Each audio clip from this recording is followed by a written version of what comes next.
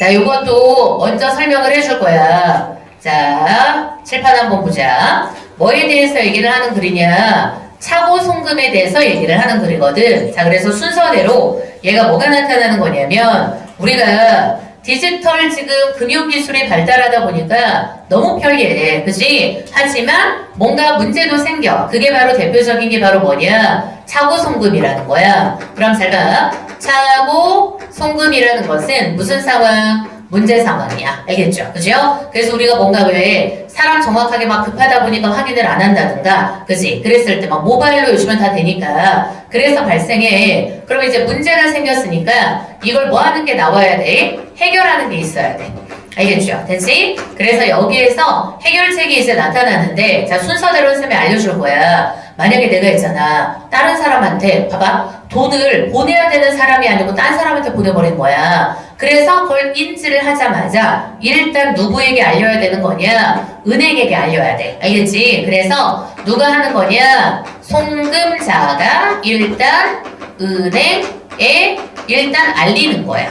됐지? 자, 그럼 잘 봐. 그럼 내가 은행에다가 알렸어. 근데 사실 은행은 책임자가 아니야. 은행이 잘못했어? 아니지. 내 손가락이 잘못한 건데. 그죠? 그래서 은행은 일종의 뭐에 불과한 거냐? 얘네들은 있잖아. 일종의 중개인에 불과해. 됐죠? 그래도 어쨌든 내가 은행에 알려. 그럼 이제 은행은 누구에게 거기에 지금 수취인한테 연락을 해. 요 은행이 있잖아. 수취인에게 얘가 대신 연락을 해주는 거야. 알겠지? 그지? 그리고 또 함부로 있잖아. 은행이 나한테 수취인 연락처 이런 거 함부로 주면 안 돼. 그건 뭐 위반이야? 개인정보보호법 위반이야. 알겠지? 그지? 그래서 은행이 대신 수취인에게 연락을 해서 아, 여기에 지금 돈이 잘못 입금이 됐으니까 그것을 지금 어때? 다시 송금을 해달라. 요청을 해줄 수 있는 거지, 대신. 알겠지? 그래서 만약에 그 사람이 어때? 오케이 했어. 연락도 받았어. 오케이 했어. 그리고 송금을 해줬어. 그럼 너무 간단하잖아. 그지? 근데 문제 상황은 어떤 거냐? 얘한테 연락을 했는데 뭔가 수취인이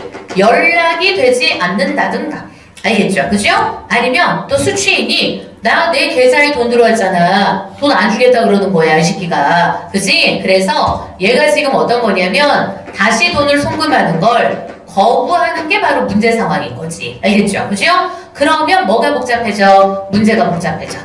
알겠죠? 그러면 이렇게 돼버리잖아. 그러면 문제가 더 복잡해지는 거야. 됐지? 자, 그럼 이 상황에서는 그럼 내가 돈을 잘못 보낸 사람이잖아. 솔직히 은행은 책임자가 아니거든. 그럼 내 입장에서 할 수 있는 게 어떤 거냐면 나는 있잖아. 자, 칠판 봐. 송금자는 뭘 할 수 있는 거냐면 부당, 이득, 반환, 청구권이라는 걸 행사할 수 있어.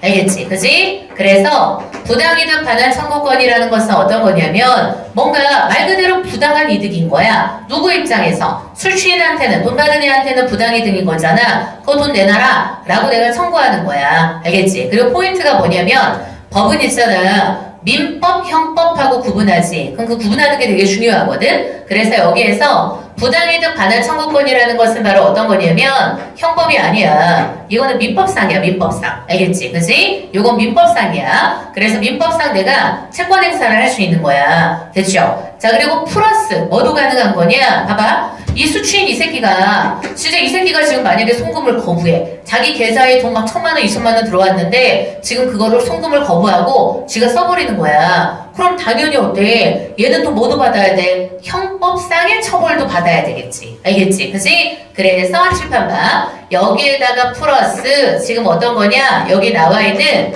수취인 같은 경우에는 형법상 처벌도 받을 수가 있어요. 이걸 무슨 죄라고 하는 거냐? 횡령죄로 처벌받을 수 있어. 알겠지? 그지? 그래서 얘가 연결이 중요해요. 부당이득 반환 청구권은 뭐랑 연결? 민법하고 연결. 알겠지? 그리고 횡령은 뒤에 문제도 나오거든. 뭐하고 연결? 형법하고 연결인 거야. 알겠죠? 됐죠? 그래서 여기 상황에서 있잖아. 요 이제 다채로운 상황을 여기서 점검을 해줄 거야. 됐지? 자, 그리고 수취인이 무조건 처벌받는 건 아니야. 아까 얘기했죠? 얘한테 돌려줬어. 돌려줬는데, 수취인한테 연락을 했는데, 얘가 어때? 그냥 아무 말 없이 어떤 거, 잘못 들어왔어요? 하고, 그대로 주면 죄 아무것도 없는 거야. 됐지? 문제는 어떤 거냐면, 알고도 돈을 안 주고 그리고 심지어 돈을 써버리거나 그러면 뭐야? 형법상 처벌을 받을 수 있는 거지. 됐지? 자, 근데 칠판 한번 봐. 근데 이 상황에서 있잖아. 이 송금자가 이렇게 부당이득 반환 청구권을 행사하고 하는 이런 일련의 과정이라는 것 자체가 뭔가 시간이라든가 비용이라든가 노력이라든가 이런 것들이 많이 들 수 있어. 알겠죠? 그리고 내가 돈 잘못 보냈는데 얼마 잘못 보냈냐? 한 3만 원, 4만 원 잘못 보내. 근데 그거 잘못 보냈다고 막 이거 소송하고 하기가 좀 그렇잖아. 알겠지? 그지? 그래서 여기에서 뭐가 나타나는 거냐? 이것을 뭐 하기 위해서? 보완하기 위해서. 뒤에 뭐가 있어? 제도적인 보완책이 나와요. 알겠지? 그지? 그래서 얘를 보완하기 위한 제도적인 보완책이 있거든? 그래서 그게 바로 뭐냐면 예금보험공사, 우리나라에 예금보험공사라고 있어요. 뒤에 공사라고 써있는 거 보니까 어때? 공기업이야, 공기업. 알겠죠? 그러면 어떻게 하는 거냐면 예금보험공사가 중간에 대신해 주는 거야. 그 이제 어떤 방식인 거냐? 아까 칠판 봐. 송금자가 뭐 있어? 지금 청구권을 갖고 있죠. 부당이득 반환 청구권이야. 이걸 우리 다른 말로 뭐라고 할 수 있는 거냐? 채권이라 그래. 알겠죠? 야, 내 돈 내놔 할 수 있는 권리를 채권이라 그러거든. 그지? 그러면 요 예금보험공사가 있잖아. 송금자가 갖고 있는 채권이지. 그죠? 그래서 그 송금자가 갖고 있는 채권을 얘네가 매입을 해. 알겠죠? 그죠? 그래서 얘네가 채권 행사를 하는 거야. 그지? 그래서 예금보험공사가 칠판 봐. 누구한테? 수취인한테 일단 연락을 해. 돈 내놔라. 알겠죠? 그죠? 그럼 수취인 입장에선 어때? 개인이 자기한테 돈 내놓으라고 하다가 갑자기 예금보험공사 막 이러면 좀 살짝 좀 뭔가 이렇게 압박감 느껴질 거 아니야. 그치? 그런 효과도 있고 그리고 돈 내놔라 그랬는데 얘네가 어때? 돈을 안 주는 거야. 그러면 어떻게 하냐? 예금보험공사가 법원에다가 명령 신청을 해요. 그럼 이제 법원이 어때? 얘한테 너 돈 안 내놓을 거야? 라고 이제 어때? 명령을 하는 거지. 그치? 그럼 그런 식으로 하면 돈 받아내기가 훨씬 수월하잖아. 개인이 하는 것보다. 그치? 그럼 이제 예금보험공사가 그렇게 다 해. 근데 그거 하는데 뭐가 들어가? 당연히 비용이 들어가죠. 얘네들도 다 인력 쓰고 해야 되는 건데. 그치? 그래서 만약에 예금보험공사가 채권을 매입해서 결국은 만약에 잘못 보냈던 그 돈을 다시 이제 받을 수 있게 되잖아. 그러면 어떻게 하는 거냐면 여기에서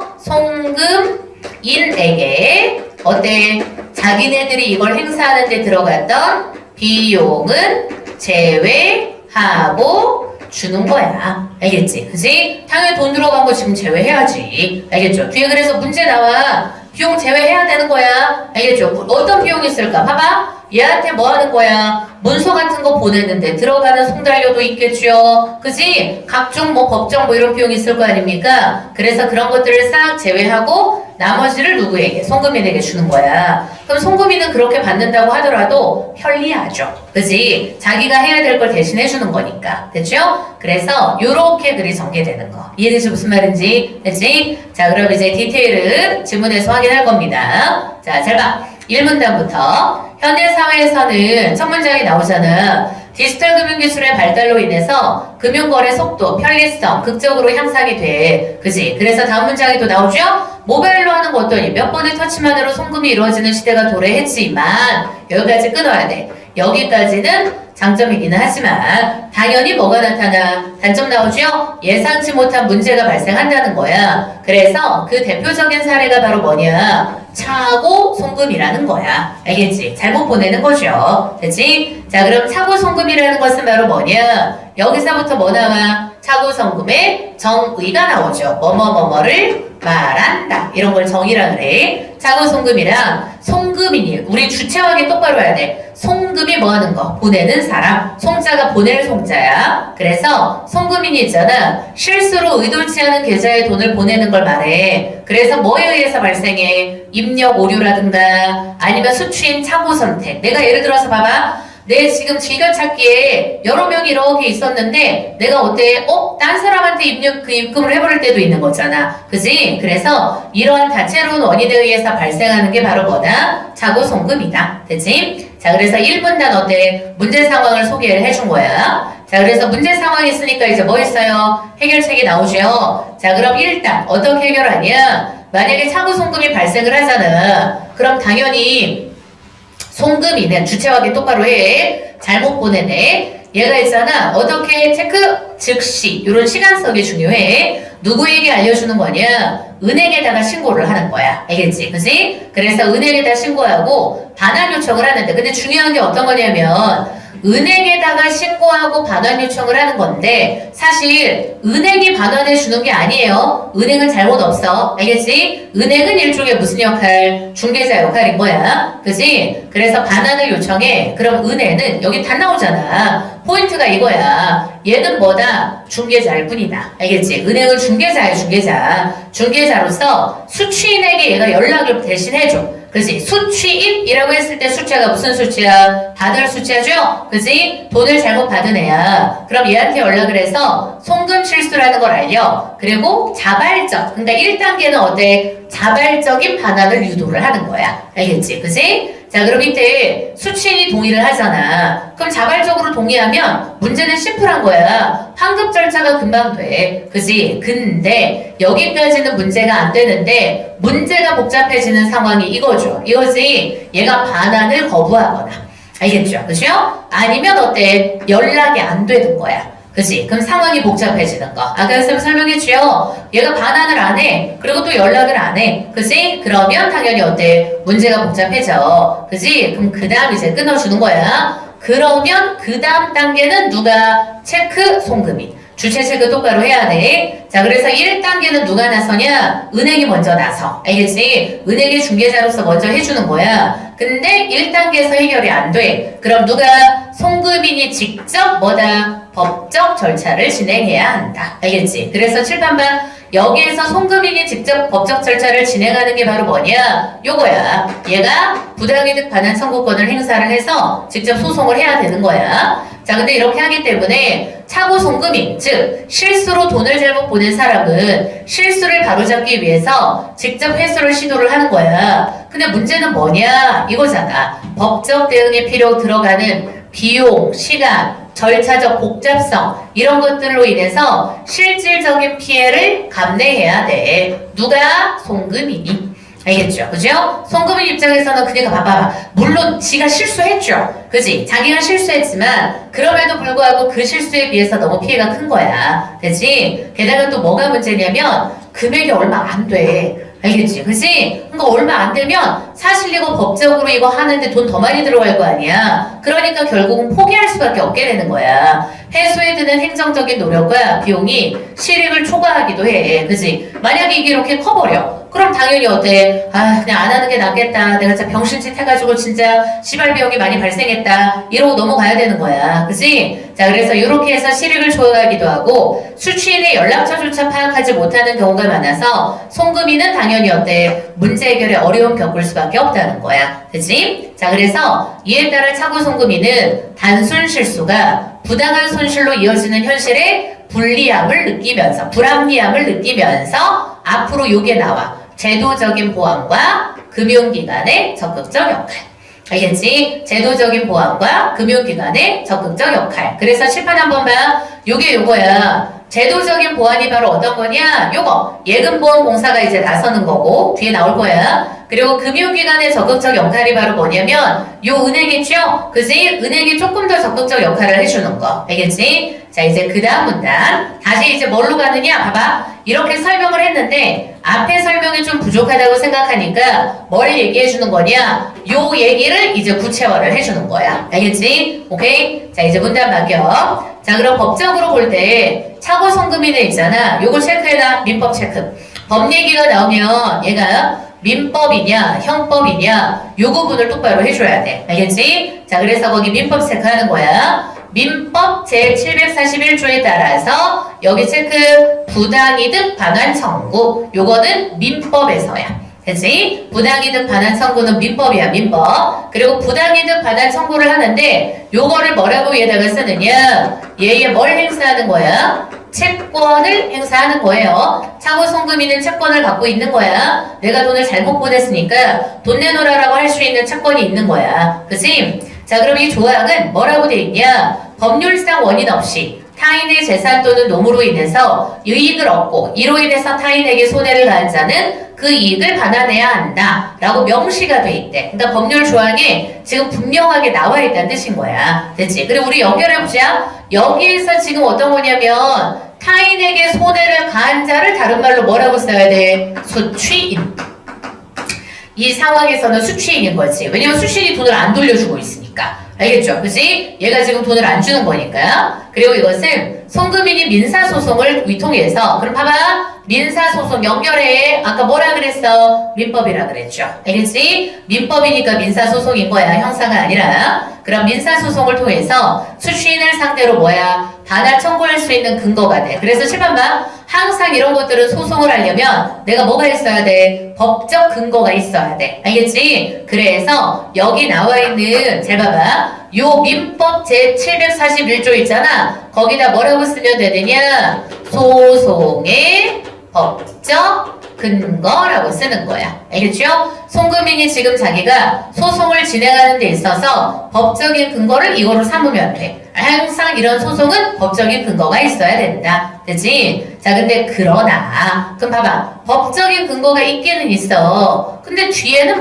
문제점이죠. 아까 얘기했었지. 앞에 나온 거 똑같이 또 나와. 절차적인 복잡성, 시간, 비용 드는 거, 그지? 그리고 또 만약에 수취인이 고의적으로 반환을 회피하는 경우도 있잖아. 그럼 당연히 송금인은 어때? 부담이 커질 수밖에 없는 거지. 그지? 근데 이게 송금인이 자기가 실수를 하기는 했지만 개인적으로 해결하는 게 좀 힘들다 이거야. 그치? 자, 그리고 그 다음 문단은 이제 뭐가 나타나는 거냐? 요거 정리를 되게 잘해줘야 돼. 지금 이제 얘 얘기가 나와. 알겠죠? 요 수취인 상황 얘기가 나타나는 거야. 됐지? 그럼 이제 얘는 어떻게 법적으로 지금 연결이 되냐? 일부 수취인은 있잖아.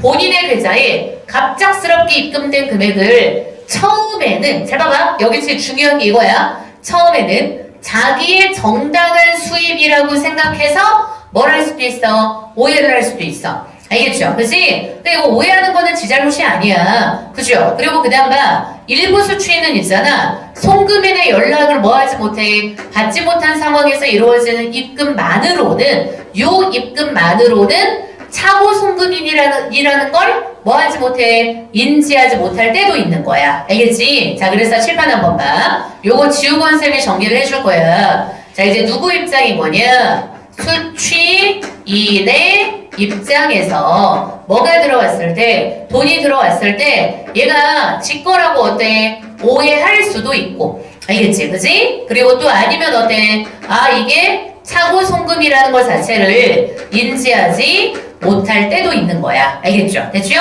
우리 법은 있잖아. 그 법적인 처벌을 할 거냐 말 거냐에서 가장 중요한 기준점이 뭐냐면 인지의 여부야. 알겠지? 그럼 봐봐봐. 오해든 송금, 차고 송금이라는 걸 인지를 못한 거든 둘 다 얘가 지금 어때? 자기 계좌에 돈이 잘못 들어왔다라는 걸 인지를 못하는 상황인 거잖아. 그치? 예를 들어서 봐봐봐. 어떤 애들이냐? 사업을 막 하는 사람이야. 그럼 물품 대금 같은 게 여기저기 거래처에서 막 들어와. 그치? 그럼 거래처에서 막 들어오고 막 하다 보니까 그냥 또 금액이 또 얼추 맞아. 그럼 자기 거에 들어온 게 어때? 뭔가 차고 송금이라는 걸 모를 수도 있는 거고. 자기가 어디 가서 일을 했어. 그런데 일했는데 그 돈이 뭔가 또 얼추 맞아. 아, 그럼 내가 이거 일한 뒷가에서 여기서 갖다 넣어준 건가 보구나. 근데 이름이 뭔가 또 다른 이름이라도 아, 이거 무슨 뭐 사장님 부인 이름으로 넣나 보구나. 뭐 이렇게 생각할 수도 있는 거잖아. 그치? 그래서 또 이렇게 또 그런 식으로 이렇게 오해할 수 있어요. 그럼 이렇게 못할 때가 있대. 그런데 이제 끊어야 돼. 그래서 여기에서 오해나 차고 송금을 인지를 못했을 때는 요 상황 자체는 누구의 잘못이 아닐 거냐? 요것은 수취인이 당연히 어때?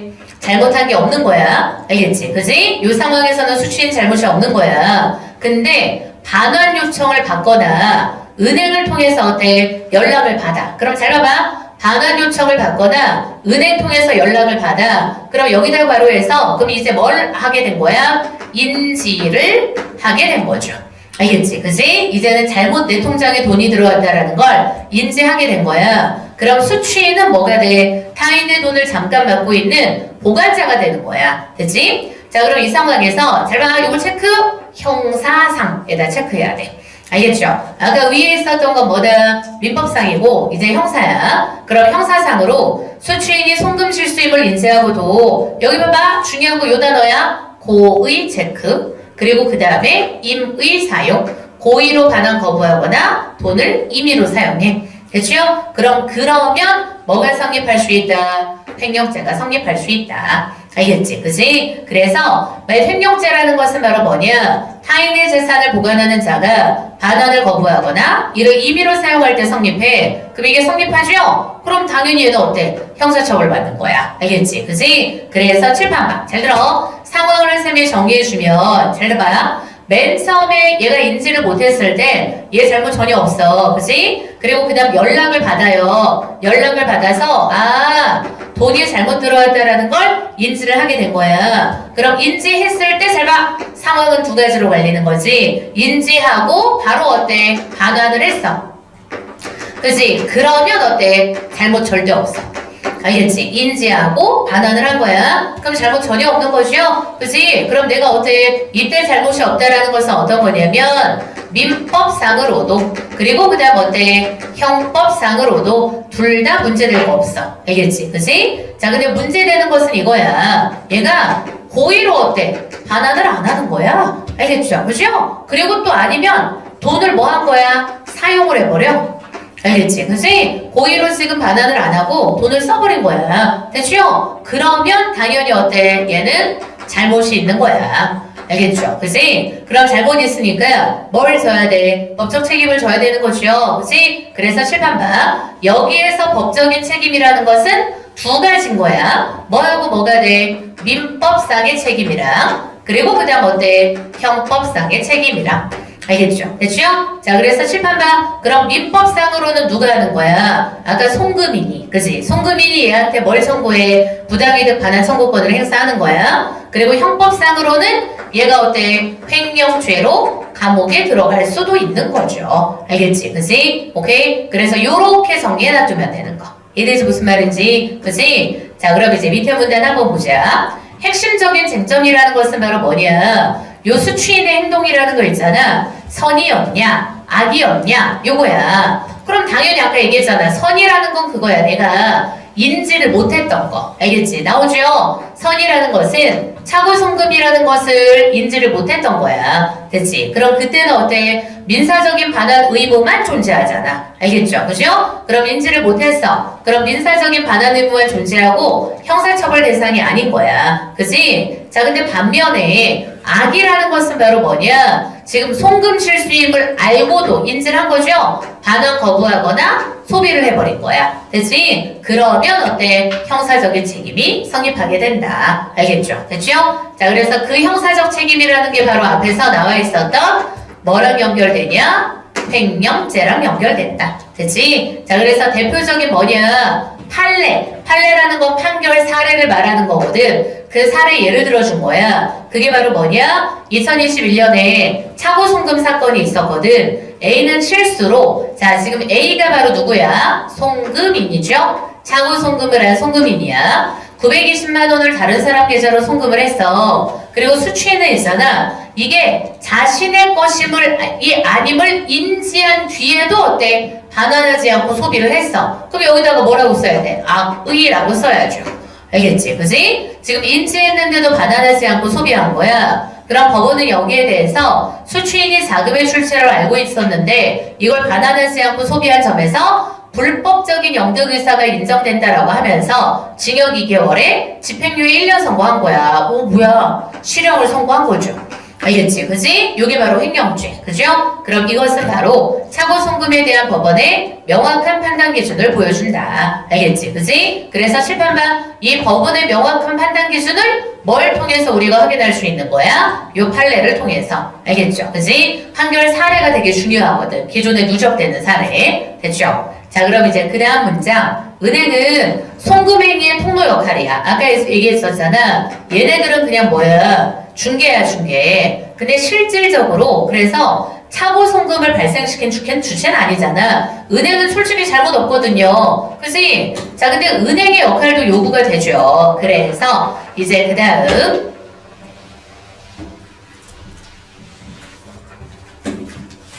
자, 이 차고송금은 지금 봐라. 송금인이 실수를 한 거기는 해. 그럼 은행은 위에 출고해야지. 너무 중요한 거 나왔다. 법적 책임은 없어요. 얘는 잘못 없어. 그지? 자, 근데 다만 항상 독해할 때 어때? 모의고사 풀 때도 똑같아요. 다만 나오면 출제가 잘 될 수 있다. 그지? 자, 그럼 다만 금융보호자 소비자 보호 차원에서 수취인에게 연락, 반환, 의사 확인, 신고 절차 안내 이런 걸 수행해서 차고송금 반환 지원 제도에서 중요한 협력 주체로 참여를 한다는 거야. 그럼 여기서부터 여기까지 괄호해서 요게 은행이라는 뭐의 역할? 금융기관의 역할이 되는 거. 아까 앞에 있었죠?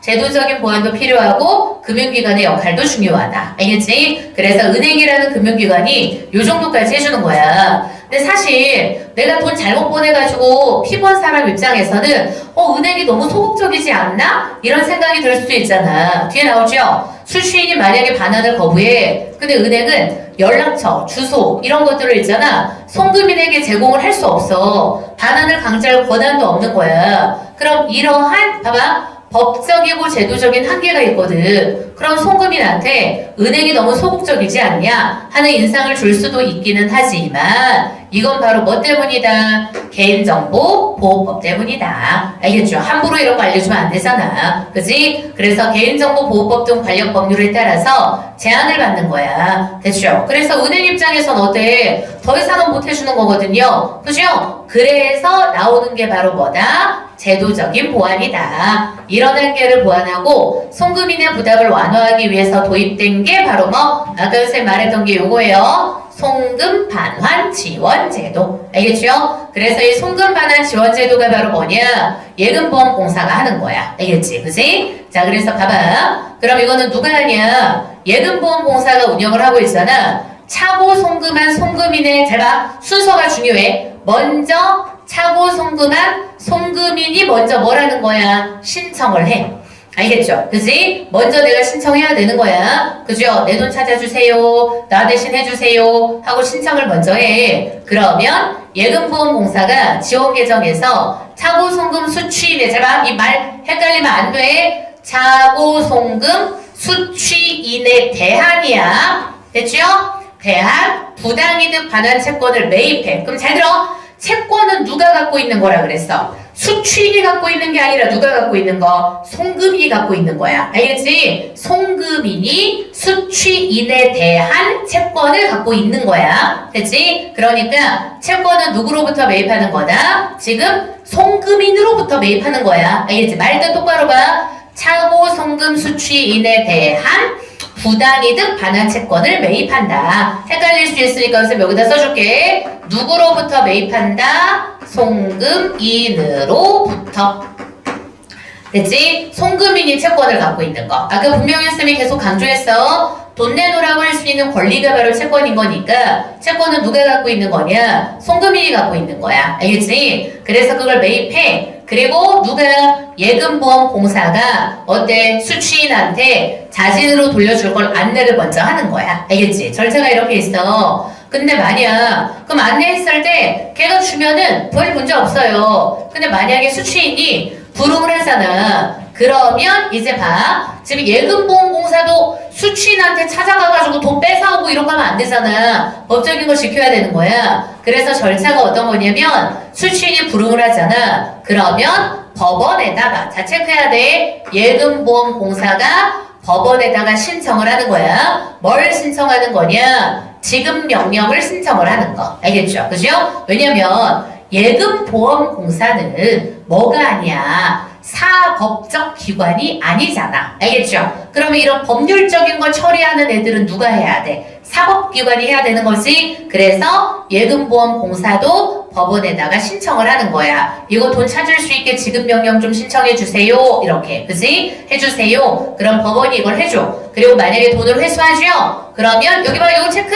회수 비용은 공제한 후야. 알겠지? 예금보험공사도 이런 1년의 일을 처리하기 위해서 돈이 들어가 있을 거 아닙니까? 그러니까 지들이 쓴 돈은 제외하고 남은 금액을 누구에게 줘? 차고송금인에게 돌려주는 거야. 알겠지? 그지? 그래도 차고송금인은 이렇게 했을 때 자기 대신 해주니까 좋은 거지. 근데 아무거나 다 되지 않아. 조건이 있어. 알겠죠? 그래서 신청 조건이 몇 가지가 있는 거냐? 세 가지가 있어요. 일단 첫 번째, 뭐가 돼? 건당 5만 원 이상 1억 원 이하야. 알겠죠? 하단과 상단이 있습니다. 알겠지? 그럼 잘 봐봐. 자, 뒤에 문제 나옵니다. 봐봐. 내가 있잖아. 예금보험 공사에다가 신청을 하지 않아. 요 제도를 이용하지 않고 그냥 나 혼자서 부당이득 반환 청구권을 내가 행사를 하려 그래. 근데 그때는 어때? 비용에 상단과 하단이 없어요. 알겠지? 그래서 이거 너네 오해하면 안 돼. 뒤에 문제 나와. 내가 그냥 송금과입자 입장에서 부당이득 반환 청구권을 행사하는 데 있어서는 그 행사 대상이 되는, 지금 여기 뭐라고 나와 있지? 송금 금액. 송금 금액의 상하단에 제한이 없는 거야. 알겠지? 오해하면 안 돼. 내가 개인적으로 만약에 민사소송을 한다. 그럼 당연히 그 비용의 상하단이 없는 거야. 근데 예금보험 공사를 통해서 차고송금 반환 지원 제도를 이용한다. 그러면 당연히 그 송금 금액에 상하단이 존재하는 거. 그치? 자, 그리고 둘째는 바로 뭐냐? 1년이 내야 돼. 그리고 셋째는 뭐냐? 수취인이 당연히 어때? 자발적으로 반환하지 않았을 때. 그죠? 우리 수취인이 당연히 자발적으로 반환하면 문제는 심플한 거잖아. 그지? 자, 그래서 이 제도는 송금인의 심리적인 부담을 줄이는 데 기여하고 제도 시행 이후에 실제 회수율도 당연히 일정 수준 향상이 된 거야. 그지? 자, 이제 마지막 어려운 거 다 끝났어요. 차고송금 문제는 기술의 편리함과 인간의 실수가 만나는 지점에서 발생한다. 그럼 이로 인해서 송금인은 억울한 손실을 입어. 그리고 수취인은 어때? 의도와 관계없이 법적 책임을 질 수도 있고, 은행은 중재자로서 실무자 역할을 수행하긴 하지만 좀 법적 강제력은 부족하죠. 그래서 이 세 당사자의 입장 모두 일리가 있다. 그리고 이해관계가 어때요? 충돌할 수밖에 없다. 알겠지? 그지? 자, 그럼 이처럼 차고송금은 단순한 금융실수가 아니라 개인의 권리와 의무라든가 제도의 한계, 사회적인 정의, 요 세 가지가 교차하는 문제이기 때문에 당연히 마지막에 뭐라고 해? 개인 차원에서 신중함. 당연히 어때? 실수하지 말아야 돼. 공공 차원에서의 뭐가? 제도적인 완성. 두 가지가 모두 요구되는 영역이라고 할 수 있다. 하고 뒤에서는 앞에 거 바탕으로 해서 정리해 준 거. 알겠지? 됐지? 오케이? 그래서 주의할 점이 뭐냐면 요 6번에 적절하지 않은 걸 고르라 그랬잖아. 얘가 몇 번이 정답이냐? 5번이 정답이거든? 근데 지금 보니까 여러 주체들이 어때? 갈등하는 모습이 구체적인 사례로 나오는 건 아니야. 내가 만약에 이런 거 있잖아. 아니 막 은행에다 막 전화해가지고 싸우는 거지. 왜 은행 이런 걸 이렇게 안 해주냐. 막 이런 거 안 나오잖아. 그치? 그냥 마지막 문단에 뭐만 있는 거냐면 요거밖에 없어. 세 당사자가 지금 어때? 요렇게 이해관계가 충돌할 수밖에 없다. 요 말밖에 없는 거지. 얘네들이 지금 어떠니? 갈등하는 모습이 구체적인 사례 통해서 나오지는 않잖아. 그래서 5번이 정답. 알겠죠? 그래서 요 말 똑바로 읽어야 돼. 국어는 항상 아다르고 어다른 거니까. 알겠지? 됐지? 자, 그리고 그 다음 7번 문제는 요거는 어려울 거 없고요. 여기에서 아까 선생님이 안 된다고 한 게 요거 3번이야. 3번. 봐봐. 민사소송에다 출국고, 그치? 민사소송 같은 경우에는 어때? 최소 5만원 이상이어야 된다, 아니지? 그치? 아까 얘기했었죠? 요거야. 민사소송은 그냥 어때? 내가 하고 싶으면 하는 거요. 상하단에 제약이 없어. 5만원 이상이 되어야 되는 건 뭘 통한 거? 예금보험공사를 통한 거. 알겠지? 그치? 요 디테일 똑바로 봐줘야 돼. 자, 그리고 그 다음 문제에 나와 있는 것은 바로 뭐냐면, 여기에서 봐야 되는 것은 요 밑에 거 다 설명하긴 한 거지만 여기 한번 보겠습니다. 잘 봐. 8번을 봐야 돼. 8번. 잘 봐봐.